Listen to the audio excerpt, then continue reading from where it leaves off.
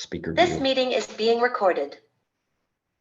Okay, good morning, everybody. This is Wandering Through the Big Book, session number 7.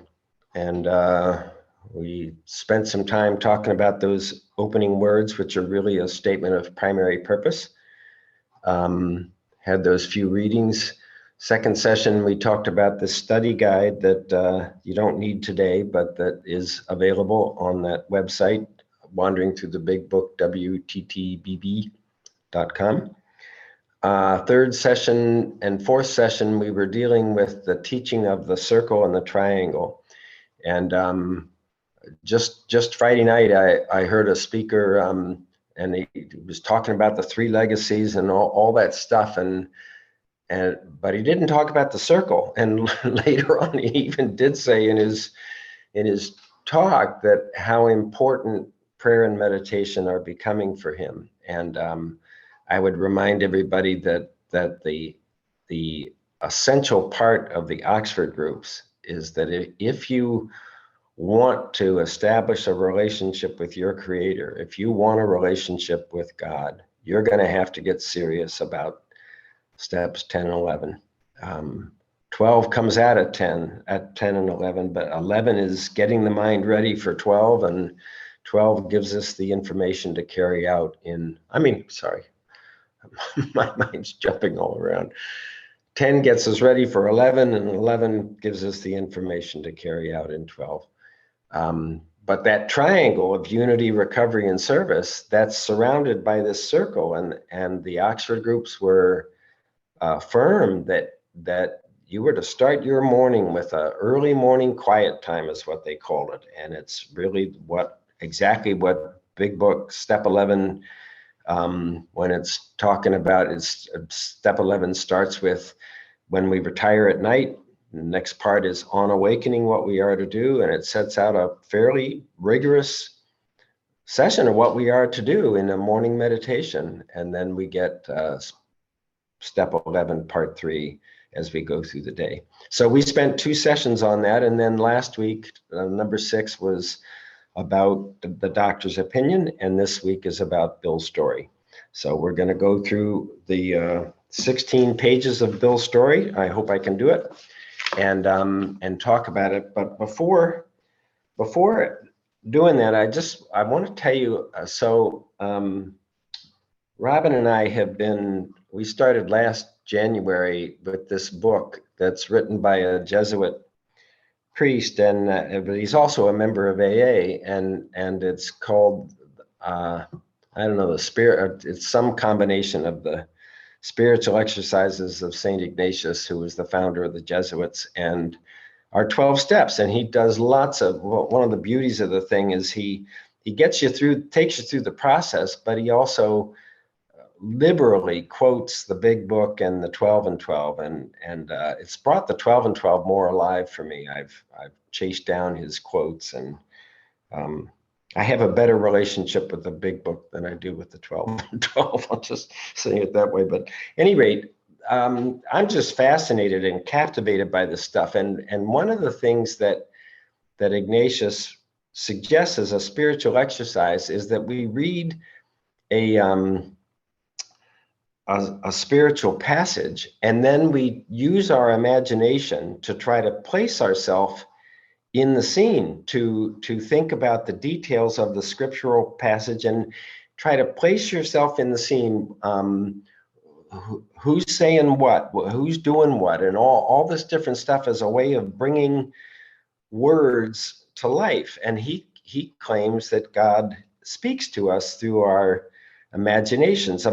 Many of us feel that God speaks to us through our intuition, not so much. I hadn't thought about the imagination. So every time his methodology is, first you recall to memory what happened. Like one of these might be the nativity of Jesus of Mary and Joseph walking their way to Bethlehem for this census, and they wind up in this little shabby place for the manger, and the baby's born and all that. And so Ignatius wants you to put yourself in the scene as much as you can. You recall to memory use your imagination, and consider what's happening. So I would like to try to do that today, is in terms of reading Bill's story. And so first we recall to mind his story. Then we try to place ourselves in the scene, and particularly I'm hoping we can place ourselves in the scene when Ebby shows up, because it's really a remarkable interaction between Ebby and Bill. And Bill is just so articulate about what he's going through, and there's a lot of good information about how and why our process works by reading through this Bill story. So I'm going to be moving pretty fast through the first 8 pages, and I want to remind you that reading Bill's story, for many people, is our first experience in being trained to identify and not compare. If we compare, Bill's story won't have a lot of meaning. You know, most of us we don't even understand his words sometimes, the words he's using from the 1930s. You know, that it's hard to relate. He's a New York stockbroker, for crying out loud. He's not a woman with kids up here in Maine, or whatever you want to say. So we're trained to read Bill's story with what ways did I think like Bill? What ways did I feel like Bill? What ways did I drink like Bill? What ways did I act like Bill? You're looking for identification, not comparing, and it's so important in our process. If you're serious about dissolution of the ego and having a relationship with God, we need to learn to identify and not compare. Comparison is an ego tool to distinguish itself from the rest of the world, and it has disastrous results. So as we go through this, you're looking for where you relate to how Bill was thinking, feeling, acting, and drinking. The other thing I want to point out is that this is a model for, no, I got 2 more things to point. This is a model for how we tell our story at a Friday night open speaker meeting. We talk about what we were like. We talk about what happened, and we talk about what life is like today. It's our model for doing this. And it's also the last thing, it's also a model for somebody entering into step 1. This is a model of the deterioration of a human life living under the addiction of alcohol. And so we're watching the stages as he goes down, but we're also watching, once he decides to recover, you watch him move up. And so you're hearing what he was like, what happened, what he's like now, and you can use that to examine your own life, you know, to realize what you were like, and what how your life has dramatically changed in whatever period of time you've been here. And use that as a motivation for continuing with the process and growing along spiritual lines. So, okay, so there's something hanging in my mind. Maybe it'll come back. Okay, so I'll let you know what page I'm on, and I'm looking at page 1, chapter 1, Bill's story, page 1. And he sets this up with lots of stuff. He's a young man. At this point, in that first paragraph here was love, applause, war, moments sublime with intervals hilarious.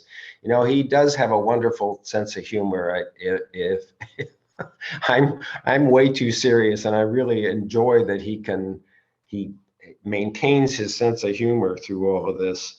At the end of that first paragraph, I was very lonely, and again turned to alcohol. Ominous warnings which I failed to heal. 22, a veteran, and here he goes into, I fancied myself a leader. You know, right from early times, Bill wanted to be number 1 man, and he wound up being number 1 man for AA. I don't know what he'd say. My talent for leadership would place me at the head of vast enterprises, which I would manage with utmost assurance. You know, he he worked for a surety company, which means an insurance, and the word assurance shows up several times. One of the times is in step 11, when it says that on awakening, as we're considering our plans for the day, we ask God to direct our thinking. That's one. And we especially ask that God divorce our thinking from self-pity, dishonest, or self-seeking motives. That's two. And then it says, under these conditions, we can use our brains with assurance, which means you can't trust your own thinking if you haven't done this, which is to ask God to direct your thinking, and especially ask that your thinking be divorced from all the ego's bull stuff that you're just not going to believe your own thinking. If there is one single moment for me that it's when I stopped believing my own thinking. I started to doubt my own thinking. I started to see that the hell of the strange mental blank spot is that I'm stuck in my own thinking and I'm not really open to a new idea. I couldn't come to Alcoholics Anonymous till I was 63 and busted and broken and living with the hideous four horsemen every day: terror, bewilderment, frustration, despair. Terror, my life has gone horribly wrong and I'm literally frightened, paranoid, whatever.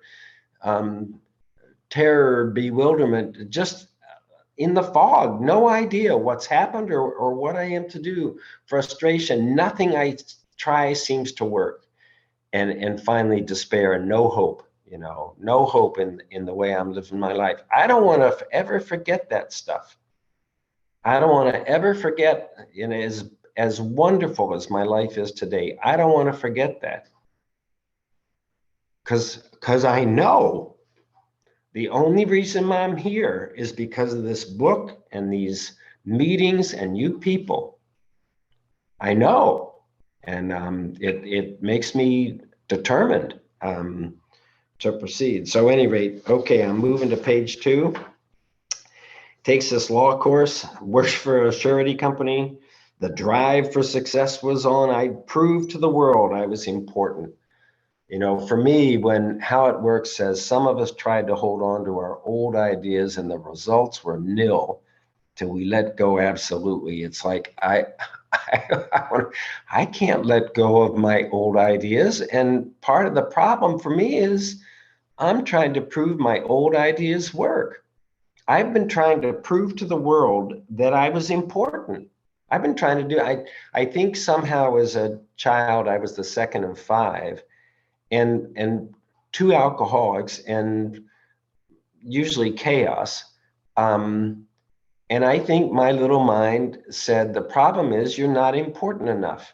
They're ignoring you.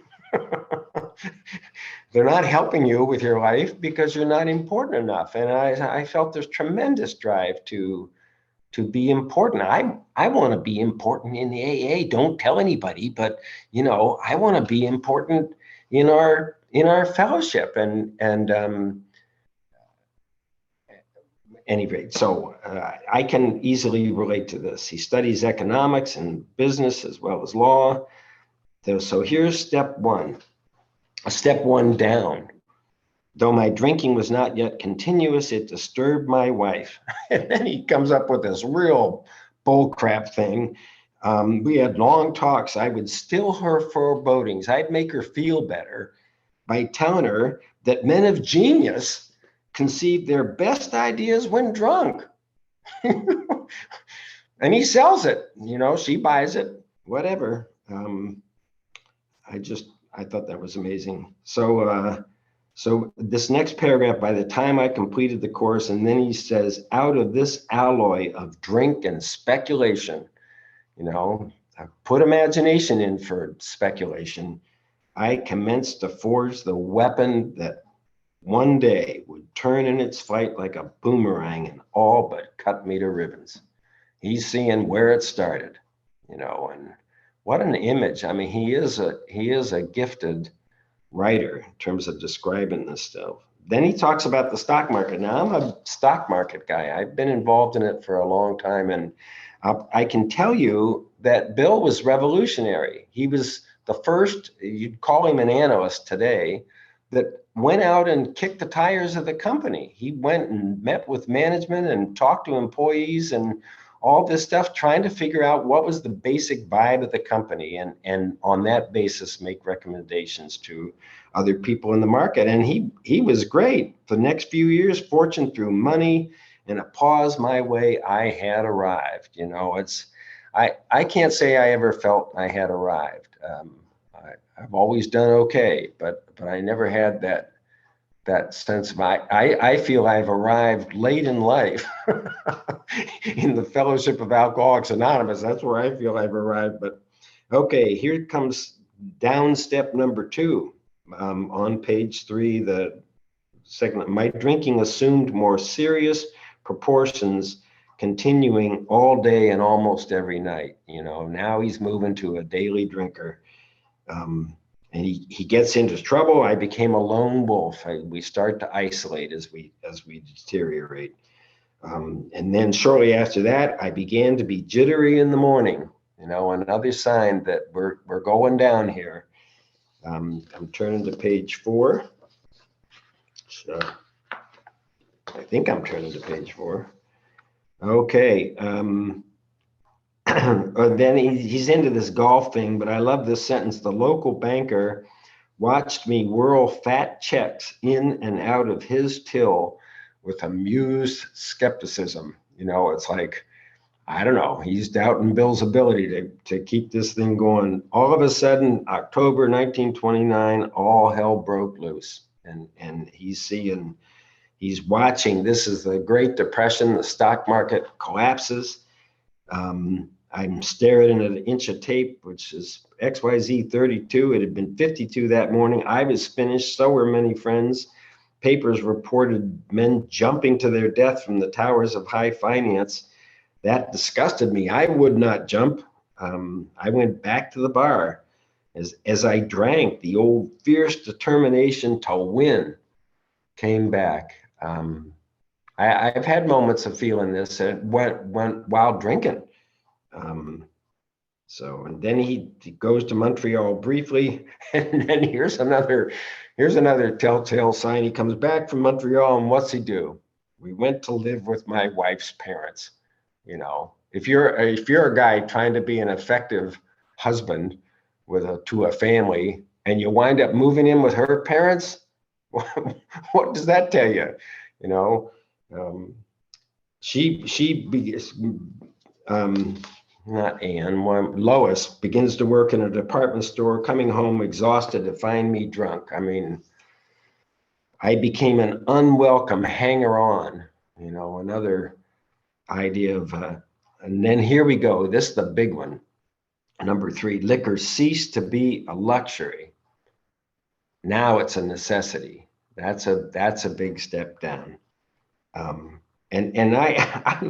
This paragraph, because what's amazing to me about this paragraph is he says this stuff, and then what's the next paragraph? He describes this awful, hellacious life, and then what's the next thing he says is things got worse. You know, it's not only bad, but all of a sudden liquor ceased to be a luxury. It became a necessity. Bathtub gin, 2 bottles a day, often 3. Got to be routine. Sometimes I'd a small deal, net a few dollars, I'd pay my bills. This went on endlessly. And I began to waken very early in the morning, shaking violently. And then he'd have to take a tumbler full of gin and a half dozen bottles of beer just to eat breakfast. I think he says he lost 40 pounds at some point. Nevertheless, I still thought I could control the situation. Now, is that self-delusion or what? You're smack dab in the middle of an addiction, and I still think I can control. There were periods of sobriety which renewed my wife's hope, but things get worse. Golly. House is taken over by the mortgage holder. My mother-in-law died. My wife and father-in-law become ill. Then he gets this promising business opportunity, and this is one of the things that Silkworth refers to when he's talking about, that he's talking about the power of the physical compulsion to drink, the phenomenon of craving. And he's saying, sometimes people, they have a great opportunity in front of them. They're trying to make their lives better. And then all of a sudden they drink. And that's what Bill did. And if you've listened to Joe and Charlie, they talk about this thing. I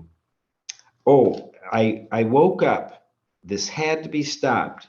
I saw that I could not take so much as one drink. This is really significant. I never saw it. But what he's seeing is he's overcoming the strange mental blank spot. He's realizing that if he takes the one drink, he's going down. I never ever saw it. I swear. I came in thinking my problem is that I can't stop after 3. And I thought I couldn't stop after 3 because of my mind, not because of my body. The truth is I can't stop after 3. The truth is if you're a normal drinker, you can't drink 3. Your body will stop you from drink number. It'll stop you at 2.5 if you get that far. That's why they can drink safely. I can't. So at any rate, he sees this. Where had been my, let's see, not take so much as one drink, I'm through forever. I mean business. Shortly afterward, I came home to drink. There'd been no fight. Where had been my high resolve? I simply didn't know. It hadn't even come to mind. And he uses words in that at the bottom of page 5. Such an appalling lack of perspective is near insanity. It's a definition of insanity. I have no perspective on what's happening in my life. I am insane. Renewing my resolve, I tried again, moving over to page 6.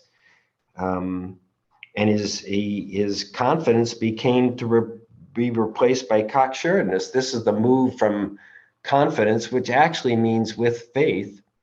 Confidence comes from con is with, and fidens is part of fidelity, faith to God, not to my ego. But he moves over to arrogance, which is self-reliance. Self-reliance run riot that we don't think so. So all of a sudden, in no time, I'm beating on the bar, asking myself, how did this happen? The remorse, horror, hopelessness of the next morning are unforgettable. The courage to do battle, not there. My brain races uncontrollably, terrible sense of an impending calamity. Gosh, I'm telling you, what the Jesuits would do is say, put yourself in there, get right down in there with Bill, feel those feelings that he's feeling. Let's see, my writhing nerves were stilled at last. Morning paper told me the market had gone to hell again. Well, so had I. Market would recover, but I wouldn't. This was a hard thought. Should I kill myself? Before the meeting, we were having a discussion about the challenge of people that think they can accomplish something by ending their own life, that somehow that's going to stop the misery. Cursing myself for the mind and body are marvelous mechanisms for he goes through this 2 more years. 2 more years of doing this. Sometimes I stole from my wife's slender purse. I've heard people talk about stealing from their kids' piggy bank. Fortunately, we have a wonderful way of resolving that stuff. It's steps 8 and 9. Well, it's 6 and 7 and 8 and 9. Cursing myself for a weakling. Then came a night when the physical and mental torture was so hellish, I feared I would burst through my window, sash and all. So he moves his mattress down to the first floor so he can't jump out. People feared for my sanity. I'm on page 7. And he starts talking about my brother-in-law, physician. And he meets Silkworth for the first time. He goes into Silkworth 3 times, bear in mind, in the year 1934. Let's see. Best of all, I meet this kind doctor. He explains, though certainly selfish and foolish, I had become seriously ill bodily and mentally. This is the start of our recognition of alcoholism as a disease, but it's very, very important to remember the three sides of the triangle, the three aspects of the disease. It's a disease of the body, it's a disease of the mind, and it's a disease of the spirit. And we have a treatment plan for each one of those. The only treatment plan for the physical aspect is we can't drink. The treatment for the mental aspect is we run through steps 4 through 9, trying to get ourselves in a position to experience conscious contact with a power that's greater than our minds and our bodies, as a result of the decision to be willing to grow along spiritual lines. It relieved me somewhat to learn that in alcoholics, the will is amazingly weakened when it comes to combating liquor, though it often remains strong in other respects. My incredible behavior in the face of a desperate desire to stop was explained. It explains many things for which we cannot otherwise account, I think Silkworth says, or Bill says in Doctor's opinion.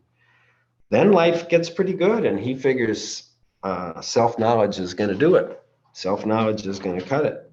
But it was not, for the frightful day came when I drank once more. Now he's really starting down. At the bottom of page 7, they did not need to tell me I knew and almost welcomed the idea. It was a devastating blow to my pride. You know, we were talking earlier about resentment, and I believe the only reason we are having this discussion this morning is because a man named Frank Buckman experienced firsthand that his resentment toward his former employers that caused him to move to Oxford, England, was preventing him in his relationship with God. And so getting through resentment is the first requirement of the Oxford groups, and it's the first thing that we address when we get to the personal inventory. And the challenge is it's the most remarkable way of going from self-justified anger to understanding what aspect of yourself is being threatened. And pride is one of the things we look at. When we get to column 3, we're looking at how does somebody else's behavior threaten my pride, how I think about myself, my self-esteem, my ambitions for what I want to happen in whatever relationship we're experiencing resentment in. And then it goes on, personal relations, security, sex relations, pocketbook. What we're looking for is fear. Behind the anger is always powered by fear. And if you're hoping to get out of the anger and live a life with any kind of serenity, we have to discover the fear, and then we have to know what to do about it.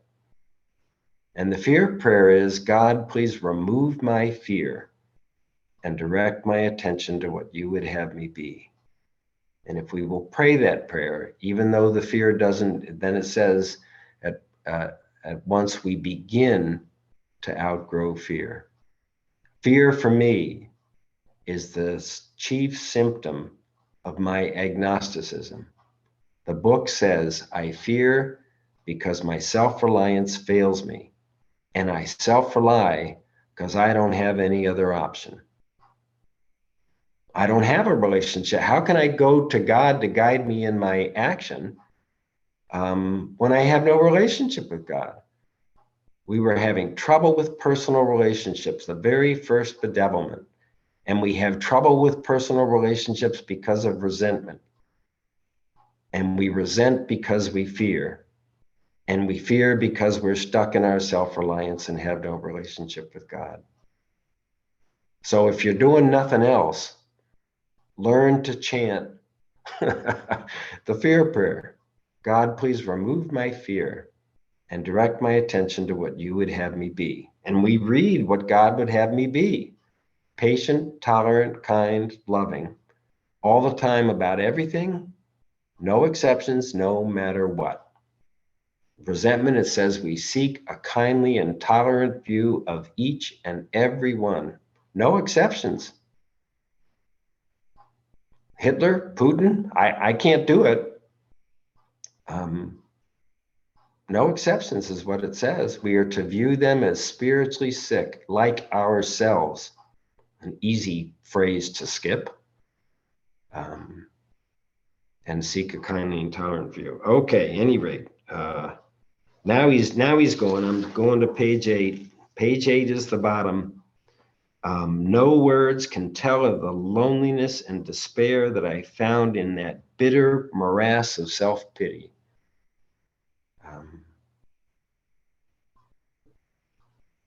I was starting to say things about self-pity, but I could take too long.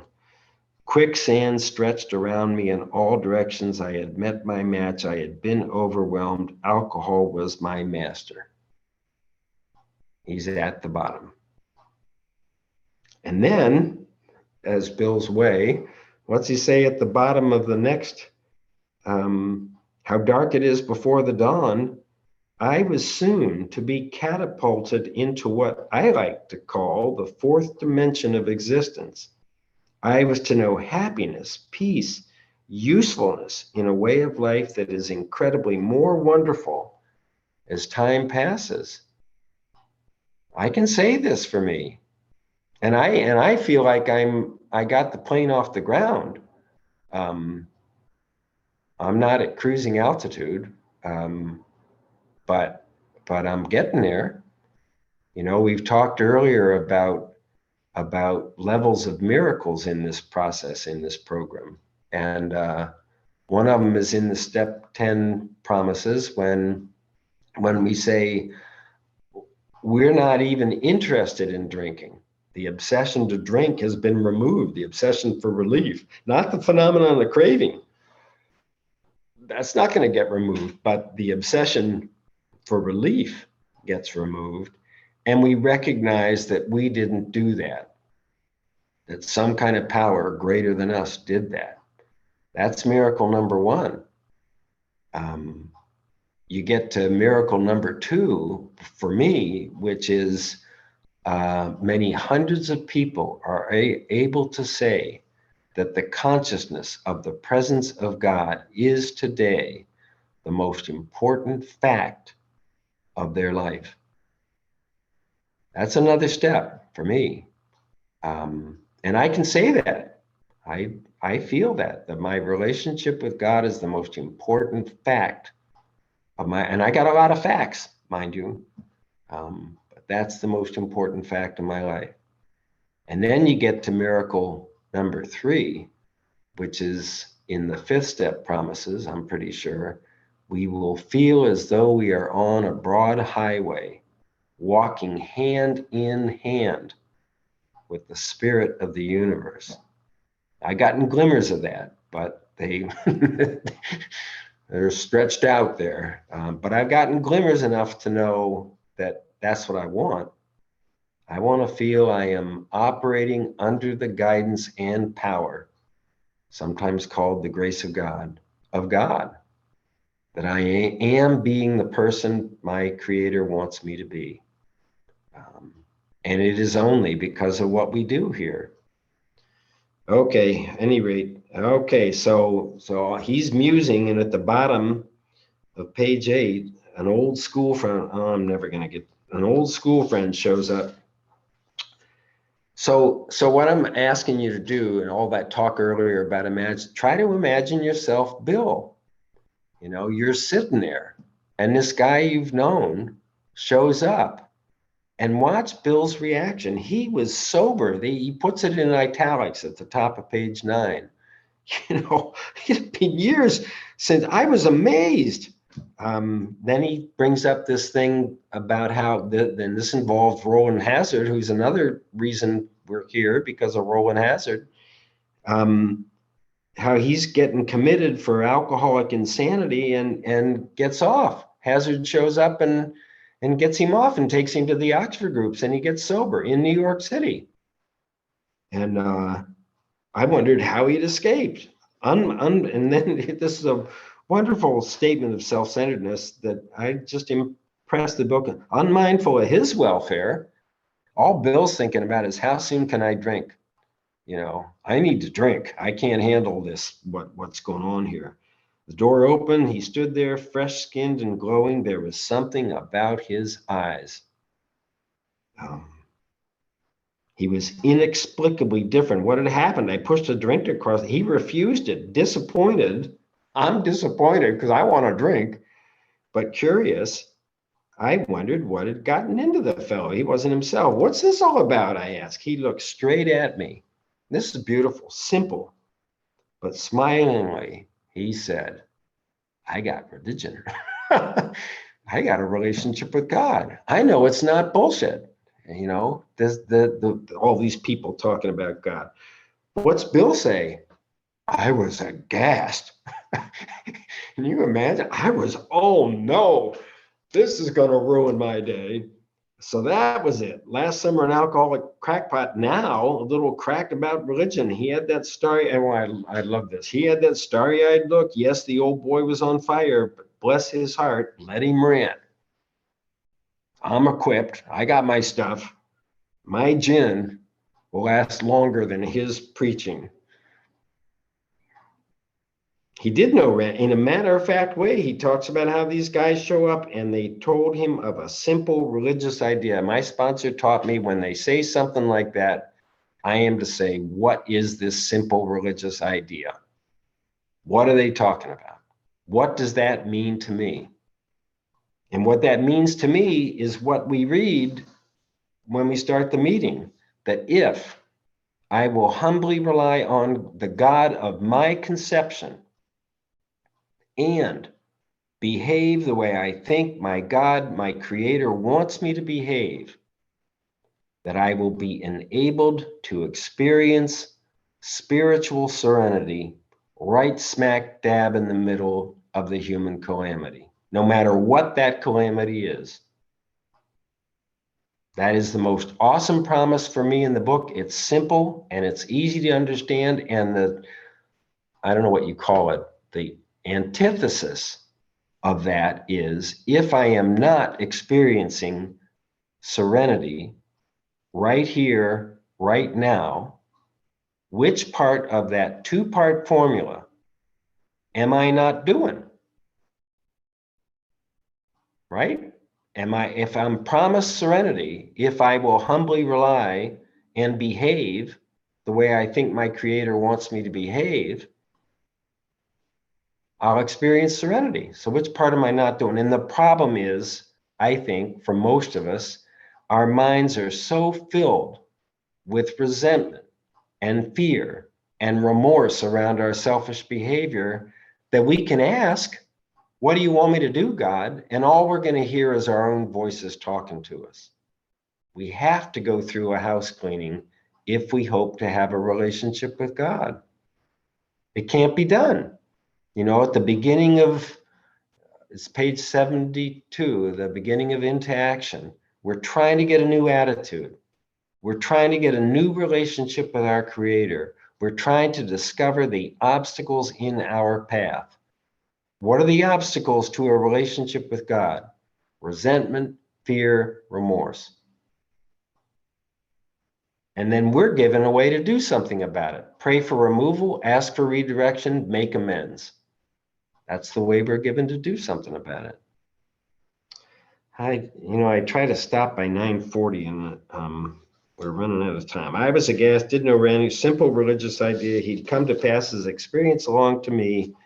This I love. I've been to the Wilson house, so I've been to this hillside where he sat with his grandfather. And this is just awesome. So, I mean, Bill, I don't think Ebby ranted, he talked for hours and Bill wanders off, but he's putting different parts of it together, making a good story. And Ebby talks for hours. So Bill goes through this quite amazing experience of this stuff, coming up out of his mind.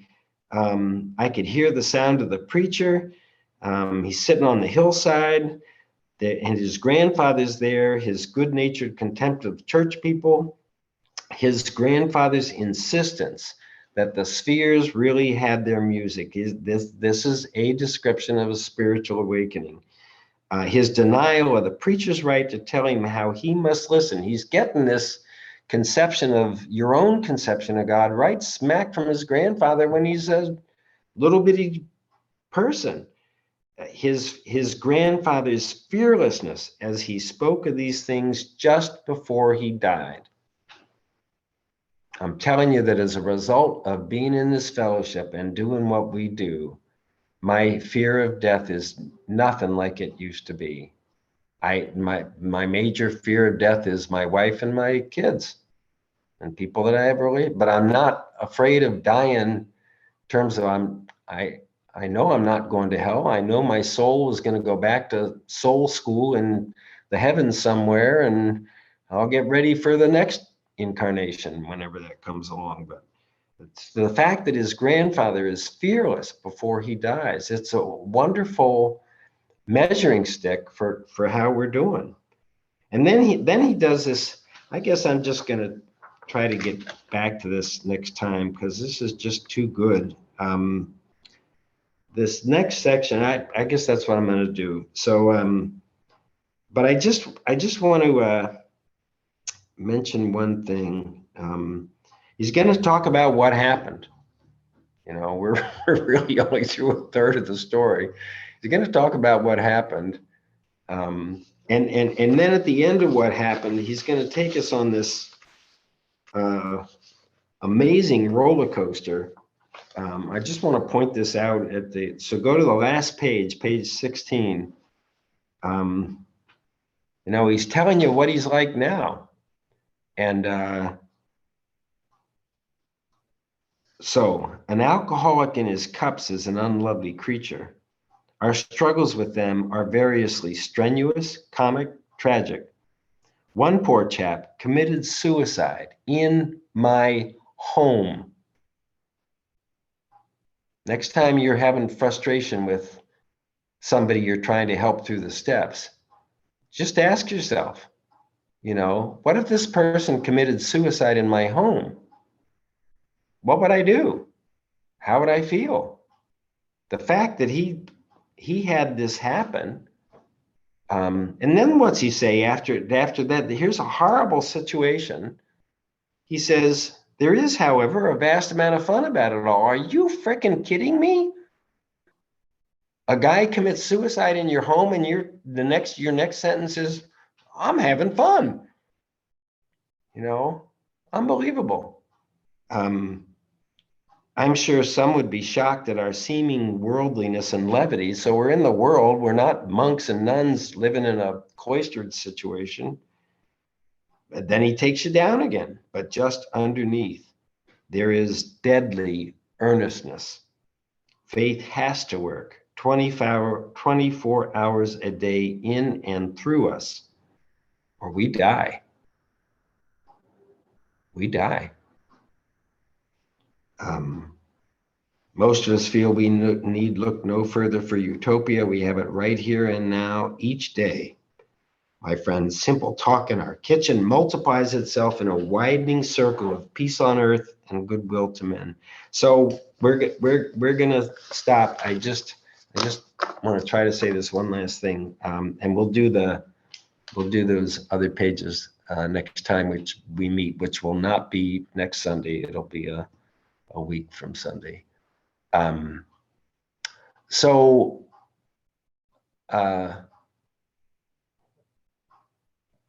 love breaking this thing down to simple words. I love, if I will humbly rely on God and behave the way I think God wants me to behave, I get serenity instead of calamity. Or no, it's not instead of, it's in the midst of. You know, that's important. It's not that the calamity is ever going to stop. The calamity will go on forever, but I'll be able to experience it with a deep sense of I'm okay. Things are okay. the world is okay, life, whatever. And one of the ones we talk about a lot, and it's at the bottom of the last page of the introduction, is pause, ask, listen, do. And if I will pause and ask and listen and do in accordance with what I hear, I will experience serenity in spite of the calamity. And if I'm not experiencing serenity, which part am I not doing? And I said, the problem for most of us is either we can't listen because we got so much going on up here, or we hear, but we don't want to do. You know, I interacted with a person trying to stop smoking. Well,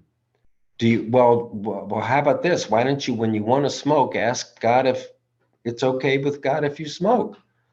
Oh, that's ridiculous. Why? Why is that ridiculous? Well, I know the answer. God doesn't want me to smoke. So this is here we're cutting off the formula. So one of the other formulas is quit playing God. That's actually the pause. Invite, which is also step 10. Invite God in as our director, we're the actor, as our parent, we're the child, as our boss, and we're the employee. And do as directed. 3 phrases. Quit playing God, invite God in, do as directed. So, which is pause, ask, listen, do, which is step 10 is the pause. Step 11 is the asking and listening. Step 12 is the doing. Bill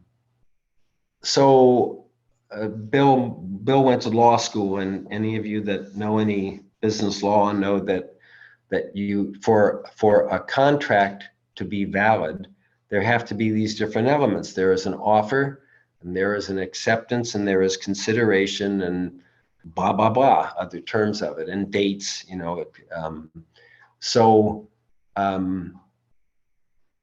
for me, I as early as I'm able to, when I wake up in the morning, I like to say the 3rd step prayer and the 7th step prayer. And I felt this morning how the 3rd step prayer was the offer, and the 7th step prayer is the acceptance. And the 7th step prayer is how I invite God in to restore me to sanity.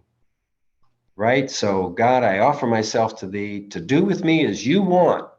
And that's my offer. The 7th step is, God, I am now willing that you should have all of me. I'm accepting.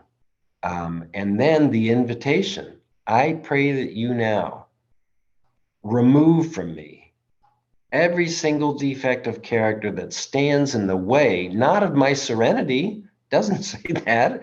That's what I want. Will you please take away everything that stands in the way of my serenity? Doesn't say that.